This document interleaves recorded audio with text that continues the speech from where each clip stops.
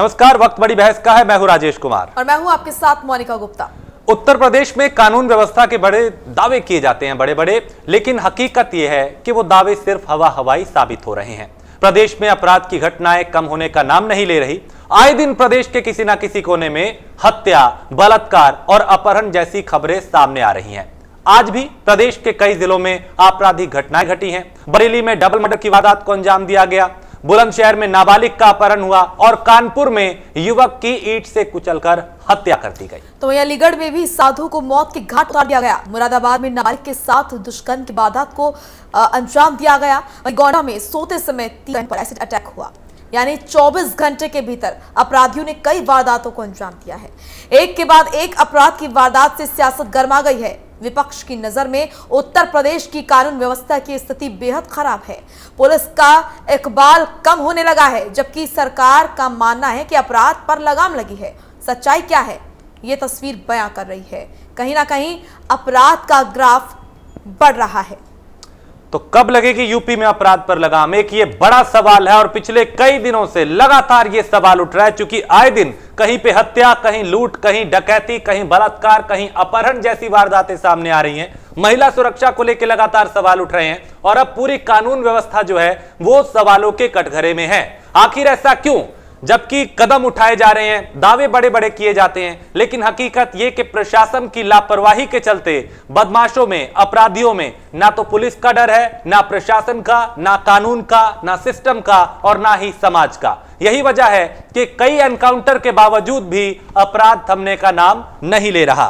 बिल्कुल, ना बेटियां सुरक्षित हैं, ना व्यापारी सुरक्षित है, ना ही पत्रकार सुरक्षित है और ना ही नेता सुरक्षित है। इतना बुरा हाल होता हुआ नजर आ रहा है प्रदेश का।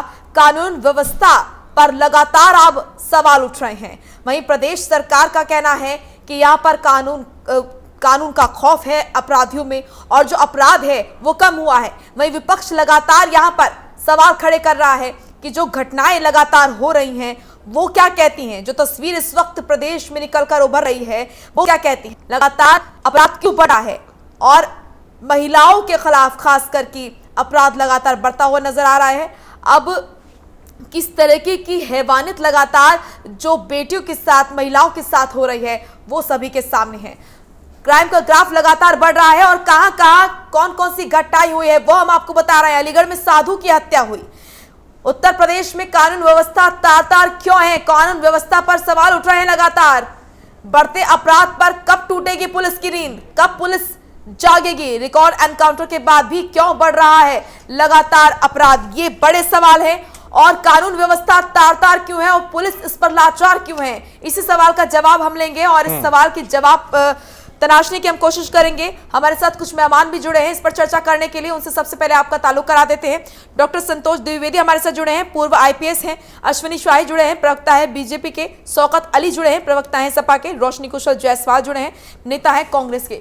सबसे पहले आप सभी का स्वागत है प्राइम न्यूज पर। अश्विनी शाही, क्योंकि सरकार आपकी है इसलिए जवाबदेही भी आपकी है और इसलिए सबसे पहले सवाल से, उत्तर प्रदेश में कानून व्यवस्था का इतना बुरा हाल क्यों है? ना ही बेटियां सुरक्षित नजर आ रही हैं, ना ही पत्रकार सुरक्षित नजर आ रहे हैं, व्यापारी भी सुरक्षित नहीं नजर आ रहे हैं। सर, अब तो आपके नेता भी जो है वो भी सुरक्षित नहीं है, उनकी भी हत्या हो रही है। अपराधी मस्त नजर आ रहे हैं और जनता त्रस्त नजर आ रही है। मोनिका जी, देखिए कि ये कहने के लिए है कि अपराध हो रहा है, ये अपराध के आंकड़े आ रहे हैं, आप दिखा रहे हैं, लेकिन सरकारी आंकड़ों में मैं अभी भी कह रहा हूं कि कागज में जो हमारे अधिकारी, हम सरकार ने आंकड़ा जारी किया है उसमें पहले 2016 के तुलना में आज हमारे उत्तर प्रदेश में योगी जी के अश्विनी शाही जी, क्या आप तुलना ही करते रहेंगे? क्या आप तुलना ही करते रहेंगे सर? जो तस्वीर सामने है उस पर तो कुछ बोलिए। मैं तुलना क्यों कर रहा हूं मोनिका जी? उस तुलना पर भी मैं आता हूं, मैं तुलना क्यों कर रहा हूं? आप में और पिछली सरकारों में क्या अंतर रह जाएगा? अश्विनी जी, फिर आप में और पिछली सरकारों में क्या अंतर रह जाएगा? वो भी यही करते थे, वो भी यही करते थे। आप अगर आप मेरा सवाल सुनेंगी तो मैं जवाब दूंगा। बोलिए। अगर मुझे समय दे या फिर आप इकट्ठा सवाल पूरा कर ले, फिर मैं लिख के उसका जवाब दे दूं आपको। ठीक है, बोलिए। जी, तुलना करना इसलिए जरूरी है कि माननीय योगी आदित्यनाथ जी 3.5 साल से ऊपर हो चुके हैं सरकार के, रोज जीवन पर काम करते हुए, और रोज उनका एक नया काम होता है सुबह से शाम तक हर चीजों की समीक्षा करना। और 2016 से मैं इसलिए तुलना करना चाहता हूं कि 17 में हमारी सरकार आई और दिन पर दिन मैं आपको आंकड़े गिनाना चाहूंगा। एक आंकड़ा मैं लेता हूं, सब लोग कहते हैं बलात्कार बहुत ज्यादा होता है। 2016 से 2020 के बीच में जो आंकड़े हैं 38% कम हुए हैं, अपहरण 16% कम हुआ है, राजनी 100% कम है, कोई रोड होल्डअप की घटनाएं नहीं हुई हैं। और इस समय देखिए, कहना और करना, सरकार संगठित अपराधों को बार बार कहती है कि जड़ से उखाड़ने के लिए दृढ़ संकल्प है और पूरब से लेकर पश्चिम तक सारे बड़े अपराधियों के घरों से लेकर उनके साथियों तक के सबको उखाड़ने का काम किया जा रहा है। और रही बात इन हत्याओं की और घटनाओं की, इसमें मोनिका जी मैं मानता हूं कि अपराध हो रहा है, तभी हम आप यहां बैठकर चर्चा कर रहे हैं, लेकिन उसमें एक शब्द मैं जोड़ना चाहता हूं कि जो भी अपराध हो रहे हैं, इस अपराधियों का कोई पुराना इतिहास नहीं है। अभी कोई महिला आकर केरोसिन डालकर जला लेती है, कांग्रेस के कार्यकर्ता उसको उकसा देते हैं, पीछे आया। आज एक कांड हुआ जिसमें उसका पति होकर चला गया है, वो उसने आत्मदाह कर लिया। इसको आप अपराध की श्रेणी में मत मानिए मोनिका जी। अश्विनी जी सुनिए, ठीक है, आप रिकॉर्ड की बात कर रहे हैं, आप ही की बात मैं करती हूँ। रिकॉर्ड की आप बात करते हैं, रिकॉर्ड के हिसाब से चलिए ठीक है, जो क्राइम है वो कम हुआ है, लेकिन जो तस्वीर अभी निकलकर सामने आ रही है प्रदेश में, जो उभर रही है, हर जगह अपराध नजर आ रहा है। 24 घंटे में किन किन घटनाओं को अंजाम दिया गया, दलित बेटियों के चेहरे पर जो है तेजाब डाला गया, उन पर तेजाब से अटैक किया गया, और बच्चों के साथ रेप हो रहे हैं, व्यापारी की हत्या कर दी गई, पहले अपहरण फिर हत्या। सर, इस पर भी तो जवाबदेही आपकी है ना, इस पर क्या कहेंगे? एकदम है, मेरी जवाबदेही है। उस पर क्यों हो रहा है ये सर? ये मैंने कहा है कि मैं मान रहा हूं कि अगर ये हो रहा है तभी हम और आप यहाँ बैठे हैं, इसको मान रहा हूं। और जो आंकड़े मैंने गिनाए वो इसलिए गिनाए कि सरकार काम करके और उसको नीचे लाने का, निचले स्तर पर लाने का काम कर रही है।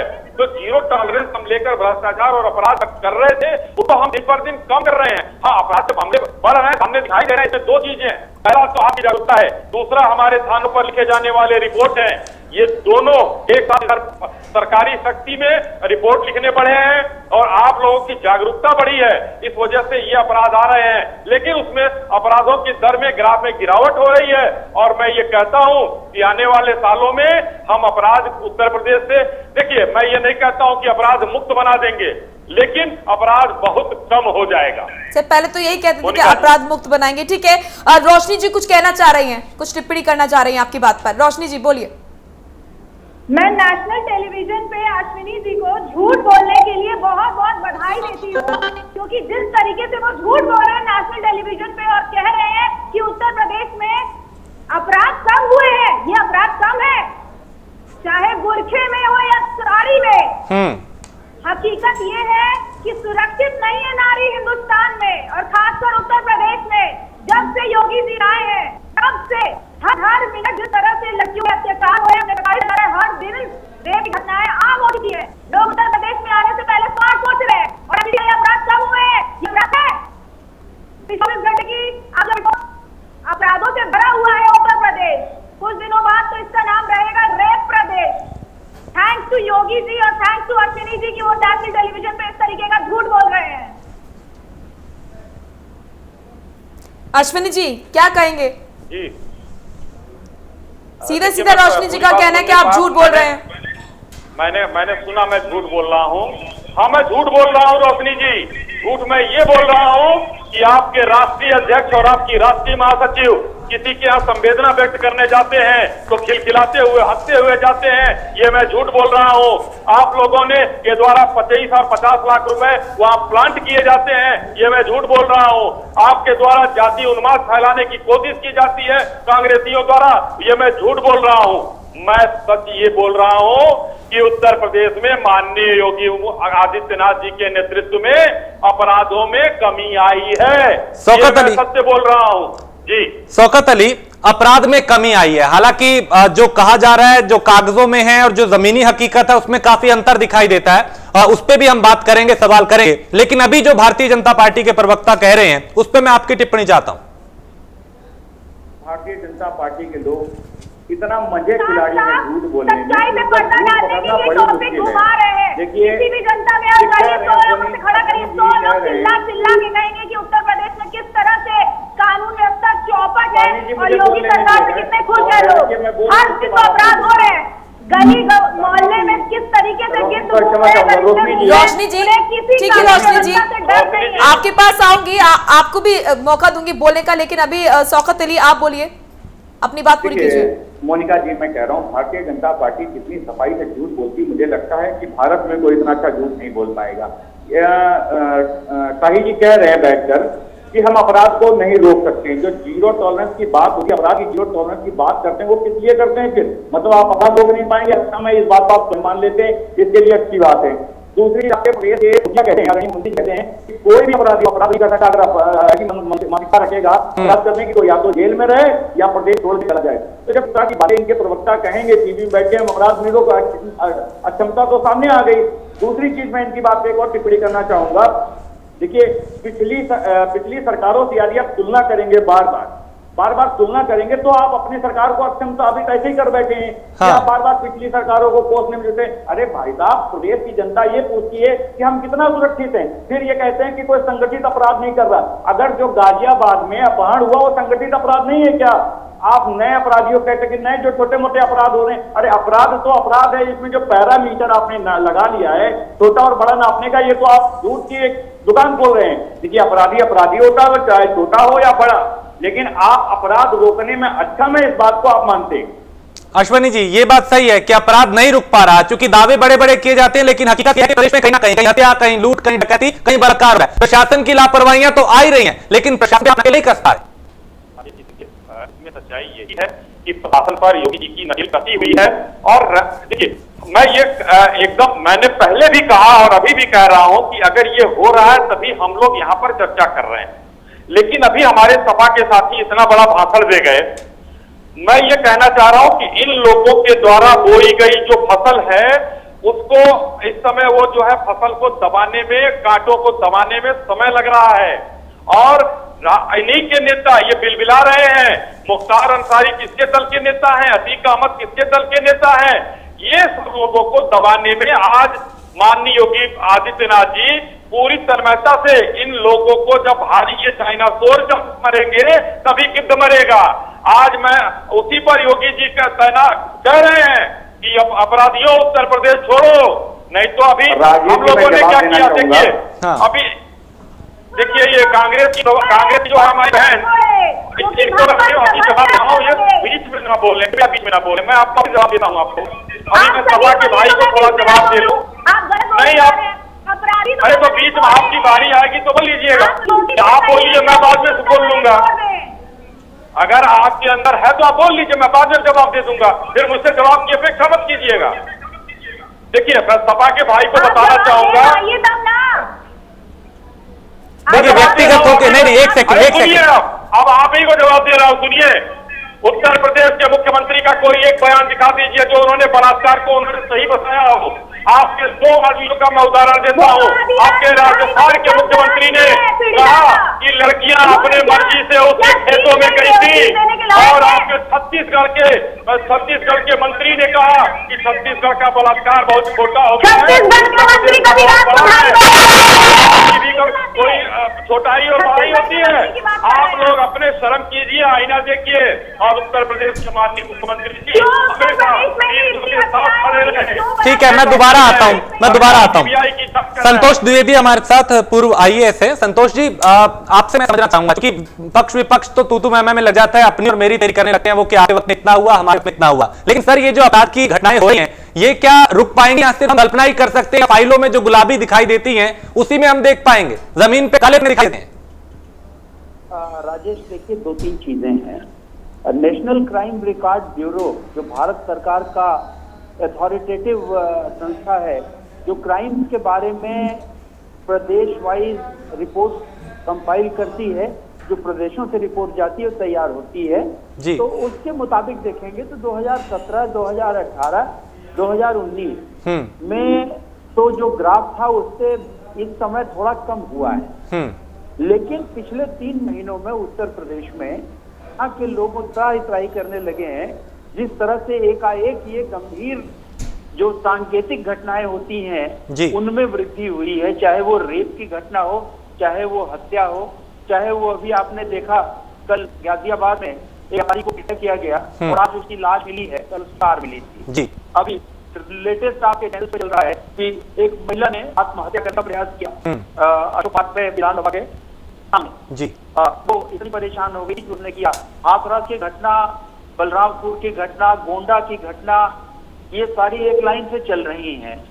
तो ये कहा जाना कि हमने अपराध पर नियंत्रण कर लिया है कदाचित ठीक नहीं है। शीर्ष नेतृत्व को इस पर विचार करना पड़ेगा, रीस्ट्रक्चर करना पड़ेगा। हमारे आदरणीय मुख्यमंत्री जी में कोई शिकायत नहीं कर सकता है।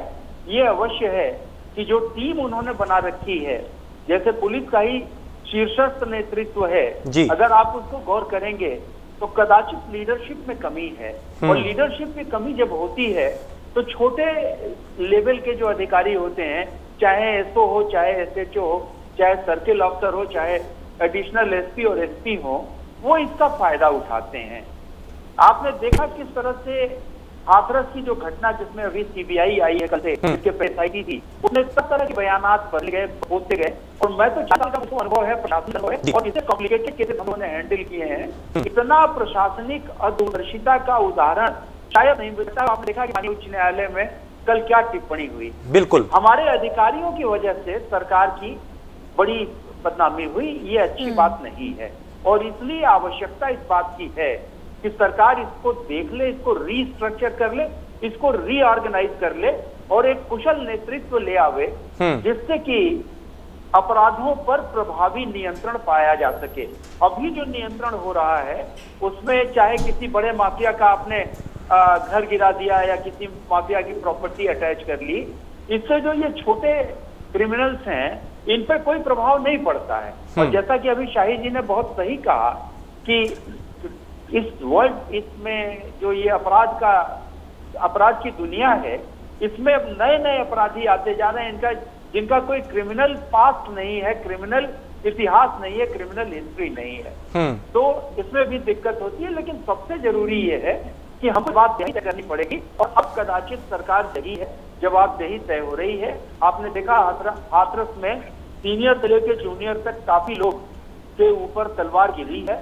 इसके पूर्व में पुलिस के अधिकारी जो गड़बड़ी करते हुए पाए गए को आदरणीय मुख्यमंत्री जी ने निलंबित किया प्राइमा फेसाइली, और प्रशासनिक अधिकारी भी उनके खिलाफ कार्रवाइयां चल रही हैं, उनके खिलाफ काम हो रहा है। लेकिन पब्लिक को अपनी सुरक्षा ज्यादा महत्वपूर्ण है। जनता सुरक्षित रहना चाहती है। हमारी बेटियां बहुएं ये चाहती हैं कि जब वो निकले तो सुरक्षित रूप से वापसी उनकी घर को हो जाए। संतोष जी, इस समय कुछ संतोष जी एक सवाल आपसे करना चाहूंगी। जैसे कि आपने अभी बताया कि जो रिकॉर्ड है वो तो ये कहते हैं कि क्राइम जो है वो कम हुआ है, लेकिन आप ही ने कहा कि लेकिन जो अपराध का स्तर है वो लगातार गिरता हुआ नजर आ रहा है, वानियत ज्यादा होती हुई नजर आ रही है। तो आखिर उसका कारण क्या है? अपराध कम हो रहे हैं लेकिन जो अपराध हो रहे हैं उनका बहुत ज्यादा गिरता हुआ नजर आ रहा है। उसका कारण यह है मोनिका कि जो हमारा पर्यवेक्षण का स्टाफ है, जो हमारा ग्राउंड का स्टाफ है, उसमें प्रभावी नियंत्रण में कमी आई है। चाहे वो थानेदार की बात कर लो या आप सीओ साहब की बात कर लो या जिला प्रशासन की बात कर लो, और लोगों का विश्वास धीरे धीरे कम होता जा रहा है। इसलिए अब आवश्यकता है कि जो जीरो टॉलरेंस की नीति लेके वर्तमान सरकार चल रही है, उसमें प्रभावी नियंत्रण, प्रभावी पर्यवेक्षण और प्रभावी कार्यवाही की आवश्यकता है, जिससे लोगों में एक नजीर बने और लोग जो है उससे खौफ ज़्यादा हो, परेशान हो और अपराधों की प्रवृत्ति में कमी आवे, जो अभी नहीं हो रही है। अभी लोगों का मन बढ़ा हुआ है, थाने में घुस करके मार दे रहे हैं, सड़क पे हमारे यूनिफॉर्म के लोग पिट जा रहे हैं जी। उसका कारण यही है कि पूरी अराजकता फैली हुई है, और इस अराजकता को जब तक सख्ती से नहीं निपटा जाएगा, जब तक हम भाई भतीजावाद करेंगे, पार्टी पॉलिटिक्स में पड़ेंगे, अपना करियर देखेंगे कि हमारे को एक अच्छा थाना मिल जाए, एक अच्छा सर्किल मिल जाए, एक अच्छा जनपद मिल जाए, तो ये चीजें होंगी। सर बिल्कुल, आपने बिल्कुल सही कहा, और मुझे लगता है ये जो आज हम चर्चा करें उसका एक तरीके से निचोड़ है जो हम सबके सामने आया है, और जरूरी है कि राजनीतिक पार्टियां इस पर गंभीरता से विचार करें, न कि मेरा तेरा करके यहाँ आपस में उलझते हुए नजर आए। अश्विनी जी, एक बात ये ठीक है कि अगर सरकार सही हाथों में है, यानी प्रदेश अगर सही हाथों में है, तो जो प्रशासनिक नेतृत्व है उसमें कमी देखी जा रही है सर, और यही वजह है कि इस तरह की वारदातें हो रही हैं। राजेश जी, जहां भी कमी नजर आ रही है, माननीय मुख्यमंत्री जी ने उस पर नकेल कसने का काम किया है, वहां से हटाने का भी काम किया है और उनको दंडित करने का भी काम किया है। चाहे वो नोएडा के डीएम रहे हो, हाथरस के एसपी रहे हो, या आपके जो है महोबा के एसपी रहे हो, जहां भी इस लेवल के, मैं बात इस एसपी का नाम इसलिए ले रहा हूं डीएम का कि वो आईएएस सबसे बड़े अधिकारी होते हैं, इसलिए जो है उनका जो है उन पर नकेल कसने का काम कर रहे हैं हम लोग। सर ये तो जंगल के छोटे पेड़ हैं सर, नहीं ये तो छोटे पेड़ हैं सर, जंगल के जो बगल है बरगद का पेड़, उस पे कार्रवाई हो तब तो एक नदी बने। अब वो कौन है जिसने आदेश दिया था आधी रात को शव को ला दिया जाए? डीएम वहां पे पहुंचे थे, वो धमकाते हुए परिवार को नजर आ रहे थे, तो एसपी डीएसपी को सस्पेंड कर देना काफी होगा क्या सर? राजेश जी, डीएम साहब ने कहा कि हम लोग की प्रशासनिक वहां पर लोकल वो था, सस्पेंड करने की बात नहीं है, जांच एसआईटी की आने दीजिए। अगर डीएम साहब को हटाना होगा, डीएम हटाए जाएंगे। किसी को देखिए राजेश जी, कोई माननीय योगी जी किसी को बख्शने वाले नहीं है अगर दोषी पाए जाते हैं। अगर बख्शने वाले होते तो मैं आपको बताता हूं, एक और दूसरा आंकड़ा मैं तेरा मेरा न करके मैं अपना आंकड़ा गिनवाना चाहता हूं कि हम लोगों ने 4 लाख से ऊपर गिरफ्तारियां की हैं इस सरकार में, और जिसमें 1.5 लाख के ऊपर दोष सिद्ध हो चुका है। ये मैं आपको बताना चाहूंगा, ये बिना तेजी के नहीं होता है। इस प्रदेश में आबादी बढ़ी है, अपराध भी हो रहे हैं, तो 4.25 लाख गिरफ्तारियां अगर किया गया है तो गिरफ्तारी हुई है। और आपको बताऊं, पास्को एक्ट, जो पास्को एक्ट में हम लोगों ने लगभग 922 गिरफ्तारी किया, दोषित होता है, 5 को फांसी हो चुकी है, उसमें मृत्युदंड 5 को 1 घंटे को कारावास हुआ है। तो हम सजा देने में भी एक नंबर 1 है। उत्तर प्रदेश में अगर जीरो टॉलरेंस की बात योगी जी कर रहे हैं, हाँ। तो सजा देने में भी 1 नंबर है। ये आंकड़े उस तरह करते हैं, मैं पिछले सरकार की तुलना नहीं कर रहा हूं। रोशनी, आप इससे सहमत हैं कि अगर कहीं पे अपराध हो रहा है तो कार्रवाई भी की जा रही है, एक्शन भी लिया जा रहा है, एक नजीर पेश की जा रही है? कार्रवाई सिर्फ बेगुनाहों पे हो रही है। जब आप जेल में जाके देखेंगे ना तो 70% बेगुनाह है, और जितने बड़े बड़े हिस्ट्री शीटर, ये आप कैसे तय कर सकती हैं? ये आप कैसे तय कर सकती हैं? अभी कुछ दिन ये प्रशासन तय करेगा, ये न्यायालय तय करेगा, ये कांग्रेस और भाजपा नहीं तय करेगी। सुनिए जायसवाल जी, ये आप नहीं तय करेंगी। आप यहाँ मीडिया पर बैठकर शासन नहीं चला रही है। न्याय व्यवस्था जो है उसको दोषी तक करता है। आप और हम तय करने वाले कोई नहीं होते हैं। निर्दोष आप लोगों ने निर्दोष कह दिया। अरे जब आपका मुख्यमंत्री कहता है लड़कियां खुद जा रही हैं, आप राज्य अध्यक्ष हंसते हुए संवेदना व्यक्त करने जा रहे हैं, तो आप भी कहेंगी, जरूर कहेंगी। नहीं, आप उसी दल की परिपाटी को आगे बढ़ा रही हैं, ऐसा बहुत अच्छी चीज है। आप उसी दल की परिपाटी को आगे बढ़ा रही हैं। भाई स्वागत है आपका, कांग्रेस की परिपाटी को आगे बढ़ाने का स्वागत है कि आपके राज्य के मंत्री कहते हैं छोटा बलात्कार और बड़ा बलात्कार, तो छोटे बलात्कार और बड़े बलात्कार में फर्क करते रहिए, निर्दोष साबित करते रहिए। आप लोग यही कहेंगे, न्यायालय का काम भी आप ही करेंगे। ये उचित नहीं है। हम लोग सिर्फ यहाँ पर चर्चा करने बैठे हैं, दोषी और निर्दोष साबित करने नहीं बैठे हैं। सबसे ज्यादा क्राइम उत्तर प्रदेश में क्यों है? क्योंकि उत्तर प्रदेश में भाजपा की सरकार है, और आप जैसे प्रवक्ता है जो झूठ पे झूठ बोले जा रहे हैं। नहीं, आपने कभी राजस्थान का रुख करा है मैडम? आपने वहां पे देखा है वहां क्या क्या हो रहा है? नहीं, राजस्थान के अपराध पे नजर डाली है आपने कि वहां पे क्या क्या हो रहा है, वहां किसकी सरकार है? क्या इस लहजे में वहां के प्रवक्ताओं से, नेताओं से आपने पूछा है कि वहां पे क्यों छोटी छोटी बच्चियों के साथ ऐसा हो रहा है? वहां पे क्यों साधुओं की हत्या हो रही है? वहां पे क्यों अपराध हो रहा है? उत्तर प्रदेश से बहुत कम है। आप आंकड़े देख लीजिए, पिछले 24 घंटे में जिस तरीके से रोशनी जी आंकड़े आपके पास है, आंकड़े आपके पास है, राजस्थान की आप बात कीजिए। रोशनी जी आंकड़े आपके पास है, बताइए। नहीं, अश्विनी शाही आपने लेकर आए हैं। रोशनी जी फैक्ट पर बात कीजिए ना, ऐसे हवाई बातें मत कीजिए, फैक्ट पर बात कीजिए। आंकड़े आपके पास है, अश्विनी शाही जी आंकड़े लेकर आए हैं। एक सेकंड, ठीक है। संतोष जी इस पे कुछ कहना चाह रहे हैं, संतोष जी बताएंगे। संतोष जी खबरें बताइए मुझे। नेशनल क्राइम रिकॉर्ड ब्यूरो के मुताबिक सर्वाधिक महिलाओं पर जो अपराध हो रहे हैं वो राजस्थान नंबर 1 पे है, बिल्कुल सर, केरल नंबर 2 पे है, और उत्तर प्रदेश नंबर 3 पे है। नंबर 3 पर है। अगर 11 रोशनी जी इसलिए मैं कह रही थी कि फैक्ट पर बात कीजिए।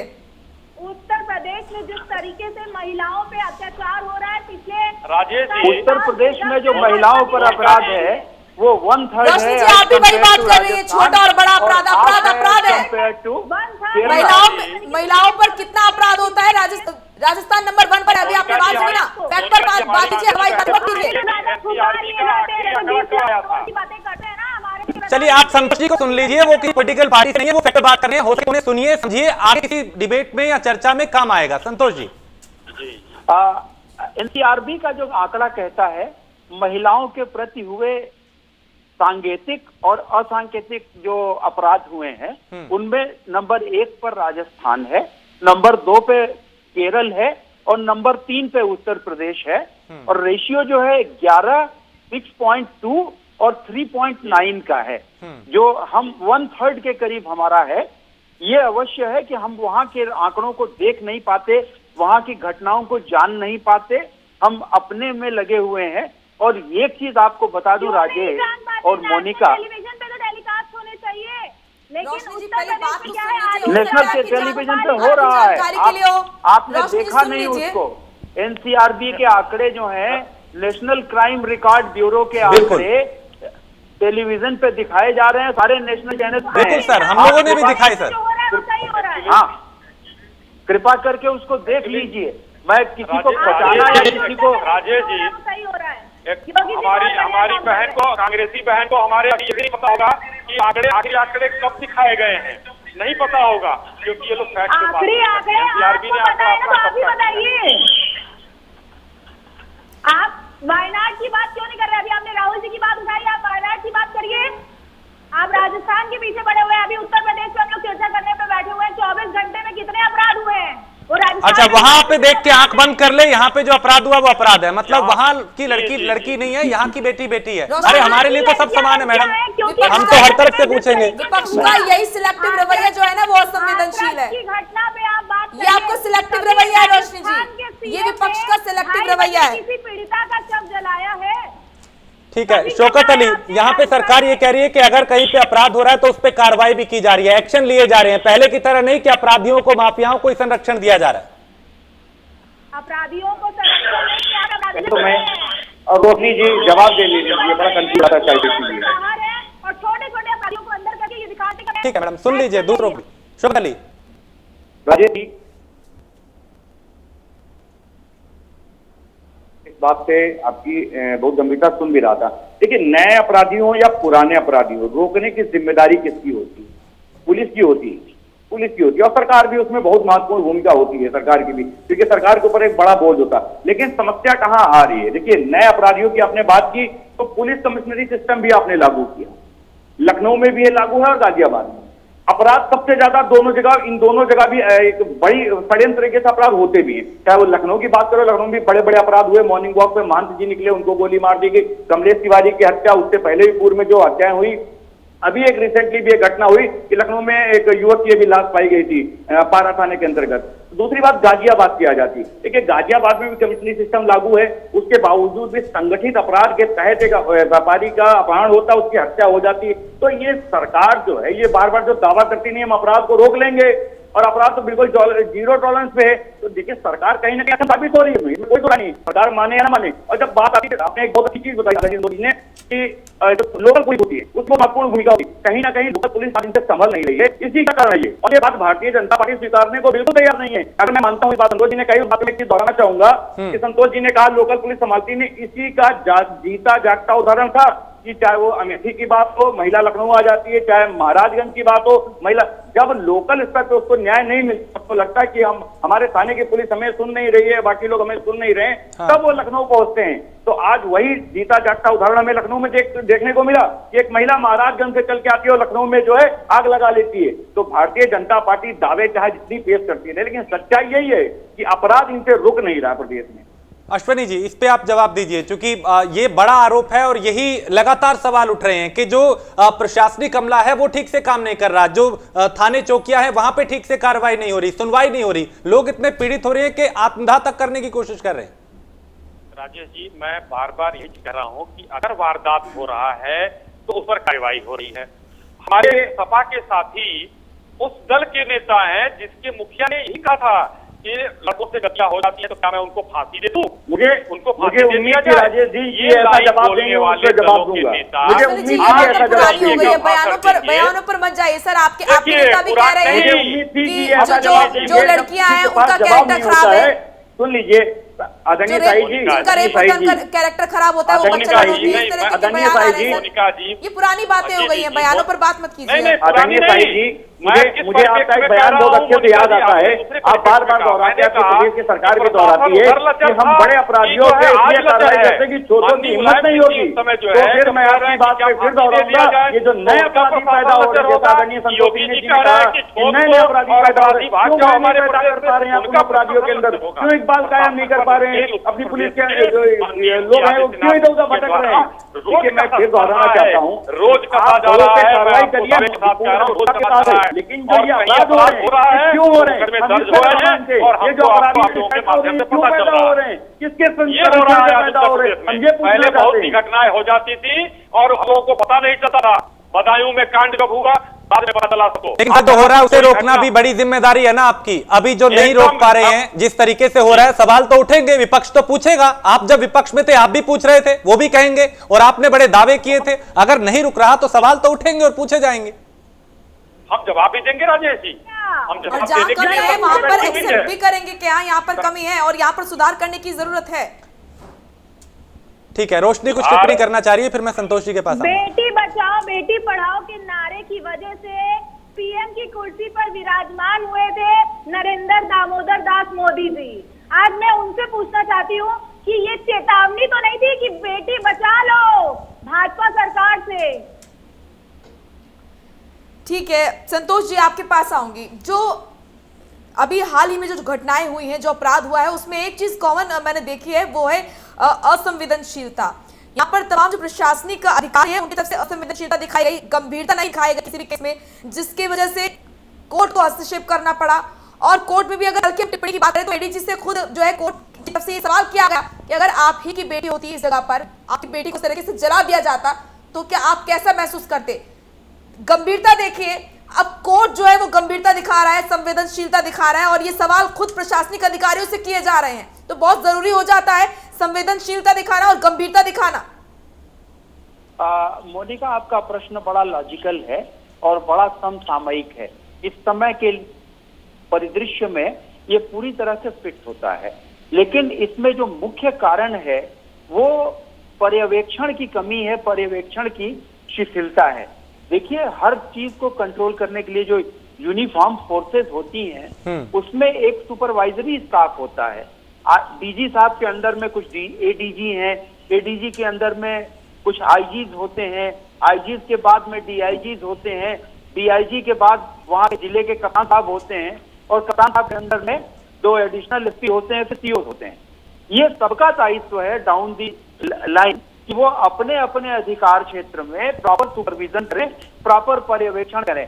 आपको ताजुब होगा, हाथरस की घटना को ही अगर आप देख लें तो थानेदार ने जब इस लड़की को भेजा है सीएचसी पे मेडिकल ट्रीटमेंट के लिए, तो उसके साथ पुलिस फोर्स जानी चाहिए थी, कम से कम 2 सिपाही जाने चाहिए थे, जो नहीं गए। जो कल जो उसका वीडियो वायरल हो रहा है ऑडियो, उसके मुताबिक तो इतना अगर कैजुअल अप्रोच होगी, और इसको न सीओ ने देखा, न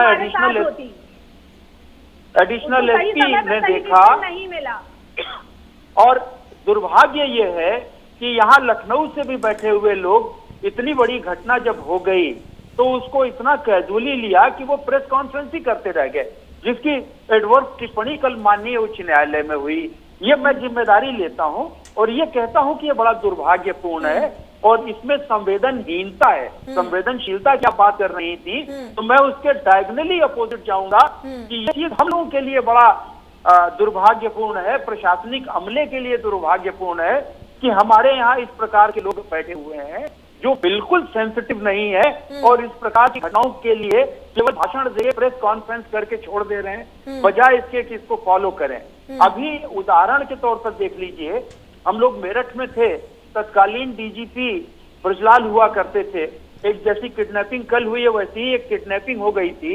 मुझे याद है हम लोग मीटिंग में बैठे हुए थे, वो उठे, अपनी टीम को लिया और 7 दिन के अंदर बुलंदशहर में मोहिंदर फौजी को एनकाउंटर करके बैंड बाजे के साथ तब लौट के आए। ये नेतृत्व होता है, ये कुशल नेतृत्व होता है, ये टेरर होता है। अब आप बोलते रहिए कि हम सब अपराधियों को नहीं रहने देंगे, हम अपराध मुक्त समाज कर देंगे, इससे काम नहीं चलेगा। आपने 1 लाख आदमी गिरफ्तार कर लिए, इससे कुछ नहीं होगा। आपको ये बताना पड़ेगा कि अगर तुम अपराध करोगे तो तुम्हारी दवाई प्रॉपर होगी और तुम देखने लायक नहीं रहोगे, तब बाकी अपराधियों में खौफ का मैसेज जाएगा, टेरर का मैसेज जाएगा। आपको याद होगा कल्याण सिंह जी जब पहली बार माननीय मुख्यमंत्री बने थे तो एक एनकाउंटर का सिलसिला चला था, फतेहपुर से लेकर के कानपुर, कानपुर से इटावा, इटावा से एटा की तरफ, ये जो रेवीन का इलाका है, और बिल्कुल खाली हो गया था। आपको बताऊं, यही फोर्स थी हमारी, यही प्रशासनिक अमला था, यही अधिकारी थे। आवश्यकता कुशल पर्यवेक्षण की है। माननीय मुख्यमंत्री जी में कोई कमी मैं नहीं कहूंगा, मुझे चापलूसी नहीं करनी है बिल्कुल। और सर, जिस तरीके की प्रशासन ने ये संवेदनशीलता दिखाई थी और जिस तरीके से वो पूरा घटनाक्रम हुआ था, क्या एसपी, दारोगा या कोई पुलिसकर्मी अपने आप में इतना सक्षम होता है कि वो ऐसा एक्शन ले ले कि आधी रात कोई शव जला दे? ये जाहिर सी बात है कि ऊपर से ही कहीं आदेश मिले हैं उसे, तब ऐसा किया गया? नहीं, वो तो क्लियर हो रहा है, वो तो सीबीआई क्लियर कर देगी। वो तो बहुत स्पष्ट है कि कहीं ना कहीं से आदेश हुए थे। हाँ। रात को हम लोगों ने केसेस हैंडल किए हैं, इससे सेंसिटिव केस बनारस में मैंने हैंडल किया है, जिसमें 10,000 लड़के बीएचयू में इकट्ठे हो गए थे और डेड बॉडी को लेकिन लड़के की हम लोग लेकर के उसके घर गए, उसकी मां से वहां पे उसके शव पे पानी गिरवाया और हरिश्चंद्र घाट ले जाकर उसकी अंतिम करवाई उसके पिता से। लेकिन इसके लिए दम होना चाहिए, इसके लिए प्रशासनिक क्षमता होनी चाहिए, इसके लिए एक्सपीरियंस होना चाहिए। अनफॉर्चुनेट पार्ट ये है कि ये तीनों चीजों की कमी वहां के प्रशासन में रही। उनको अनुभव की कमी है और वही स्थिति पुलिस की भी, पुलिस कप्तान की भी रही, और इसी का नतीजा रहा कि ये भदगी हुई और आज आप इसको देख रहे हैं। अश्विनी जी, अब बोलने से कुछ नहीं होगा, ठीक है, एनसीबी के रिकॉर्ड्स क्या कह रहे हैं वो ठीक है, लेकिन जो चीजें हो रही हैं उसमें अब आत्मचिंतन की जरूरत है सर, क्योंकि लगातार यही मांग उठ रही है कि अब जो चीजें हैं उनमें बदलाव हो, क्योंकि कोर्ट भी जिस तरीके से जो सख्त टिप्पणी कर रहा है, कोर्ट आपके प्रशासनिक अधिकारियों को डांट रहा है और ये बोल रहा है कि आपकी बच्ची होती तो फिर आपको क्या महसूस होता। आपके प्रशासनिक अधिकारी जो है उन पे कोई जवाब नहीं था। तो अब जरूरत है आत्मचिंतन की और जरूरत है जो चीजें हैं उसमें बदलाव हो निचले स्तर से। एकदम जरूरत है, एकदम जरूरत है। माननीय उच्च न्यायालय ने संज्ञान लेकर जिन जिन लोगों से सवाल किए वो सब सबके सामने है। वहां पर एसआईटी की जांच चल रही है, सीबीआई भी आ गई है और सीबीआई की प्रमुख और निष्पक्ष एजेंसी हुआ है जो कि अपनी जांच जल्दी होगी सारे इसमें सौंपेगी और उसमें जो अधिकारी होंगे, जो लोग होंगे, वो जो संलिप्त पाए जाएंगे, उन लोगों के नाम उजागर करने में 2 मिनट का भी समय नहीं लगाएगी। और अगर किसी का भी नाम आता है तो मैं आपसे यहाँ पर वादा करता हूँ कि योगी सरकार के पास अगर वो नाम आ जाता है कि सीबीआई अगर कहती है कि ये लोग जांच में पाए गए हैं, संलिप्त हैं, इनकी संलिप्तता पाई गई है, तो योगी सरकार उनको छोड़ने का काम नहीं करेगी, चाहे वो जिस कद के अधिकारी हो, वो सिपाही हो या वो ऊपर के एडीजी हो या डीजी हो, जो भी हो, उसमें कोई कहीं कोताही नहीं होगी। हाँ। और समीक्षा रोज हो रही है, ऐसा नहीं है। देखिए, हम और आप यहाँ पर बैठकर समीक्षा करते हैं, आप लोग जनता को जागरूक करने का काम करते हैं, संतोष जी जैसे प्रबुद्ध लोग आकर अपनी विचार रखते हैं, तो क्या सरकार नहीं सोचती है इस पर? नहीं अश्विनी जी, यहाँ पे बात यह है कि हम आपसे कई बार सत्ता पक्ष और विपक्ष करने लगते हैं कि साहब आपने ये बयान दिया, हमने ये दिया, आपके राज में इतने अपराध हुए, हमारे में इतने, लेकिन जरूरत यहाँ पे यह है कि इस विषय को पूरी गंभीरता के साथ लिया जाए, क्योंकि यहाँ गंभीरता नजर नहीं आती। शायद यही वजह है कि अपराधियों के मंसूबे बढ़ जाते हैं। राजेश जी, हमारा और आपका करने का कोई हम लोगों का मकसद नहीं है, मगर जब आगे आप जब राजनीति पकड़ाते हैं तो राजनीति में जो दल 30-40 साल से सत्ता से बेदखल हो चुके हैं, वो लोग भी जो है कुएं के मेढक की तरह उछलने लगते हैं, वो दल के लोग। हाँ, तो आपको ऐसी कार्रवाई करनी चाहिए ना जिससे एक उदाहरण सेट हो, जो एक उदाहरण सेट हो दूसरों के लिए भी, और विपक्ष का भी, ताकि मुंह बंद हो, जो सवाल उनके उठ रहे हैं उनके विराम लगे। तो ये बताना पड़ता है राजेश जी, आईना दिखाना भी एक अपने आप में बहुत बड़ी चीज होती है, आईना दिखाना भी बहुत बड़ी चीज होती है, इसलिए हमको बताना पड़ता है। नहीं तो हम लोग अपनी समीक्षा करें, आप समीक्षा करें, आप हमसे सवाल पूछें, एक स्वस्थ चर्चा हो जिससे कोई नतीजा निकले। ये इस घंटे की चर्चा नतीजा जो है बेनतीजा ना हो तो ज्यादा बढ़िया ये होता है कि हर आदमी अपनी चीज को कहे। हम लोग अपनी चीज बता रहे हैं, मैंने जब से करता हूँ तो आपने जो सवाल पूछा। ठीक है रोशनी, आप कुछ कहना, उसके बाद शौकत भी कुछ कहना चाहिए। रोशनी पहले आप टिप्पणी कर लीजिए। जब तक स्ट्रिक्ट लॉज नहीं बनेंगे तब तक लोगों में डर पैदा नहीं होगा। आप आउट ऑफ कंट्रीज की जब बात करते हैं तो दुबई में लोग दरिंदों को इतना डर है, इतना खौफ है वहां की गवर्नमेंट से कि वो लोग सोच भी नहीं पाते हैं कोई भी क्राइम करने से पहले। लड़कियां खुली घूमती है रात में 12 बजे भी, उन्हें कोई डर नहीं रहता दरिंदों का। और इंडिया में इस तरीके की घटना पिछले 6-7 साल से इतनी आम हो गई है कि बाहर के लोग यहाँ आना नहीं चाहते हैं।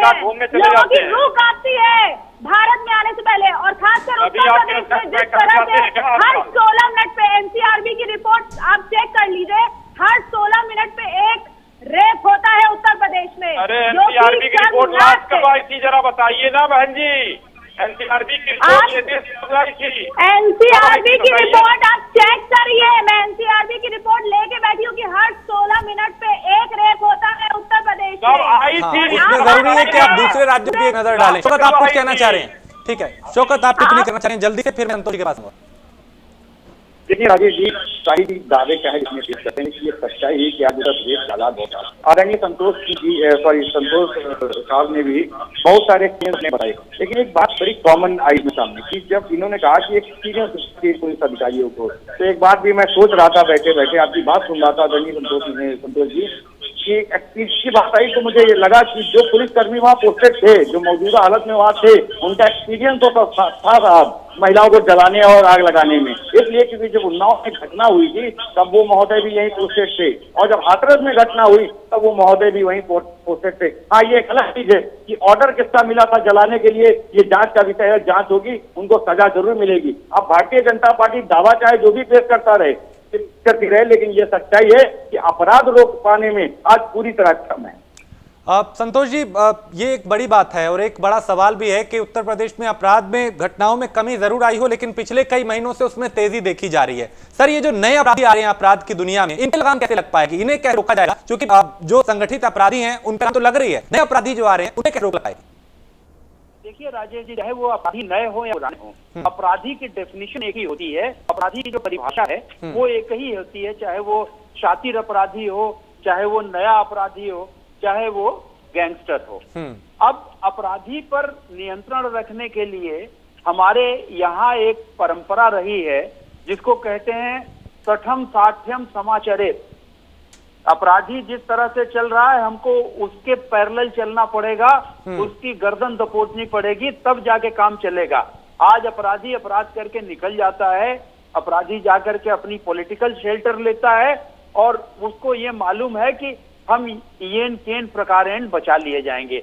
जैसी बात सपा के प्रवक्ता अभी कर रहे थे कि उन्नाव के केस में देखा गया कि वहां पर पॉलिटिकल पैट्रोनेज था, वहां पे एक विधायक जो पॉलिटिकल पार्टी के हैं वो इन्वॉल्व थे और उनको बचाने का यथासंभव प्रयास किया गया, जो सीबीआई ने अपनी रिपोर्ट में भी लिखा है। ऐसी स्थिति में चाहे वो पार्टी कोई भी हो, अगर पॉलिटिकल पैट्रोनेज होगा तो अपराधी को ये अंदाजा लग जाता है कि हमारा कुछ नहीं बिगड़ने वाला है, हमें खाली झंडा बदलना है, चाहे हाथी के बजाय साइकिल लगा लूं, चाहे साइकिल के बजाय कमल लगा लूं, चाहे कमल के बजाय हाथ का पंजा लगा लूं, हमें पॉलिटिकल पैट्रोनेज मिलेगा।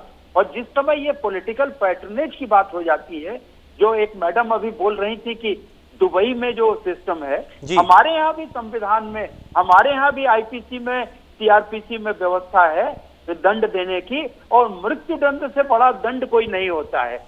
रेप में, हत्या में, इस प्रकार के जो यहाँ पर हीनियस क्राइम्स होते हैं उसमें मृत्यु दंड का प्राविधान है। आप ये देख लीजिए कि दुनिया के इतिहास में इससे बड़ा दंड नहीं कहीं होता है, लेकिन वो दंड तब प्रभावी होता है जब उसका एक मैसेज बाकी लोगों में जाए कि हाँ साहब, अगर हम ये गड़बड़ कार्यवाही होती हम है, ये गड़बड़ करेंगे, सही नहीं है, तो हम ये गड़बड़ करेंगे तो हमको अगर सजा मिल जाएगी तो ये सही रहेगा। लेकिन यहाँ ऑन द स्पॉट कुछ नहीं होता, आप केस लड़ते रहिए तब तक 8-9 साल। नहीं मैडम, ऐसा नहीं है, ऐसा नहीं है। अब बनी है निर्भया में लागू है, वो यहाँ लागू नहीं है, यहाँ का संविधान है, कोई दूसरा बोलता है मोहतरमा। लेकिन संतोष जी, अब वक्त है उदाहरण सेट करने का सर। ऐसी कार्रवाई करनी होगी जो एक नजीर बने और अपराधी अपराध करने से पहले लाख मर्तबा सोचे। अब वक्त उदाहरण सेट करने का है, ना कि सियासत करने का। बिल्कुल अश्विनी जी, पिछली सरकारों ने जो किया वो किया, लेकिन आप बड़े जनादेश के साथ आपकी सरकार जो है वो सत्ता में आई थी, वो इसलिए आई थी क्योंकि जनता बदलाव चाहती थी। आप कैसे बदलाव करेंगे जब तक आप कुछ अलग नहीं करेंगे, नजीर पेश नहीं करेंगे, दिखाएंगे नहीं जनता को कि हाँ आप प्रतिबद्ध हैं, जनता को एक सुरक्षित माहौल देने के लिए आप काम कर रहे हैं। तो जो सरकार पिछली सरकारों ने किया, अगर वही आप करेंगे तो फिर कैसे चलेगा? देखिए, पिछली सरकारों का काम ये सरकार नहीं करेगी और ना करती है। ये जब जरूरत पड़ती है तो अपराधियों को सौंपती भी है और अपराधियों को जेल भेजती है। इसलिए सरकार का काम कुछ अलग है। यही लोग अगर 4 अपराधी मार दिए जाते हैं तो यही विपक्ष जो है झंडा लेकर खड़ा हो जाता है कि वो निर्दोष है। निर्दोष साबित करना सरकार का और न्यायालय का काम है। न्यायालय अपना निर्दोष साबित करता है, लेकिन अगर जो अपराधी है 10 नंबरी है, तो समाज में रहने का उसको हक नहीं है। लेकिन अगर वही अपराध करता है, वही आप ही बोल लीजिए भाई, सवाल मुझसे हो रहा है, बीच में आप आ जा रही हैं। बोलने की बीमारी हो रही है। अरे कांग्रेस बहुत दिन तक नहीं आने वाली है, अभी 25-30 साल और लगेगा। शांत रहिए आप लोग, आ जाइए किसी दूसरे पल में, ऐसे नहीं काम चलेगा। राजेश जी, मैं कहना चाहूंगा कि उत्तर प्रदेश सरकार एक तजवीज पेश करेगी और आने वाले दिनों में सभी अपराधियों को माकूल जवाब देने का काम करेगी। मैं आपसे वादा करता हूँ। कब करेगी? 6 साल बीत गए, 6 साल बीत गए, कब करेगी? ठीक है संतोष जी, मैंने आपसे एक सवाल पूछा था, वो कट गया, सवाल को जानना चाहता हूँ। संतोष जी, मैं आपसे सर ये समझना चाहता हूँ कि अब एक उदाहरण सेट करने का वक्त है, यानी ऐसी कार्रवाई हो प्रशासनिक स्तर पे, शासनिक स्तर पे, ताकि दूसरों के लिए एक नजीर बने। क्योंकि हम ऐसी घटनाएं रोजाना देख रहे हैं। निर्भया के बाद भी लगा शायद अब व्यवस्था में बदलाव होगा, लोगों की मानसिकता बदलेगी, लेकिन ऐसा नहीं हुआ। अब वक्त है उदाहरण सेट करने का, क्योंकि अब भी अगर ना किया तो बहुत देर हो जाएगी। नहीं, अब देर हो चुकी है, अब देर नहीं हो जाएगी। अब तो तत्काल कार्रवाई करने की जरूरत है। अब इस समय तो आवश्यकता है कि जैसा कि एक मैडम अभी वो चिल्ला रही थी, आपने वो कह रही थी कि गाड़ी उलाट दिया और गाड़ी क्या कर दिया। कम से कम अपराधी नहीं है। अब फास्ट ट्रैक कोर्ट्स बनी हुई है, जो मैडम कह रही थी उनको बता दूं, फास्ट ट्रैक कोर्ट्स इसीलिए बनाया गया है कि इस तरह के जो संवेदनशील मामले हैं उनका निस्तारण समयबद्ध तरीके से हो सके।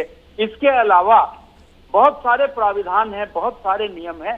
जैसा कि अभी शाही जी कह रहे थे, पॉस्को में उन्होंने 900 केस बताए कि 900 लोगों को सजा हुई है और कुछ 2-3 लोगों को फांसी भी हो गई। तो अगर ये ऐसी चीजें होती रहे तो समाज में एक मैसेज जाएगा।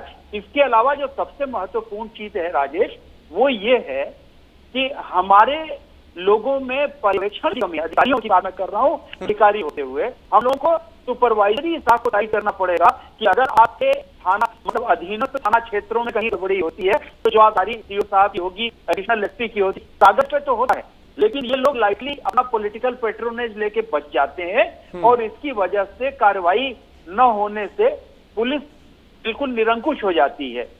उन पर लगाम की जरूरत। यूनिफॉर्म फोर्सेस, चाहे आर्मी हो, चाहे बीएसएफ हो, चाहे सीआईएसएफ हो, चाहे नीचे आके डाउन द चेन आईटीबीपी हो, पुलिस हो, जब तक पर्यवेक्षण नहीं होगा, लीडरशिप नहीं होगी, तब तक काम रिजल्ट नहीं आएगा। आपको ये मान लीजिए।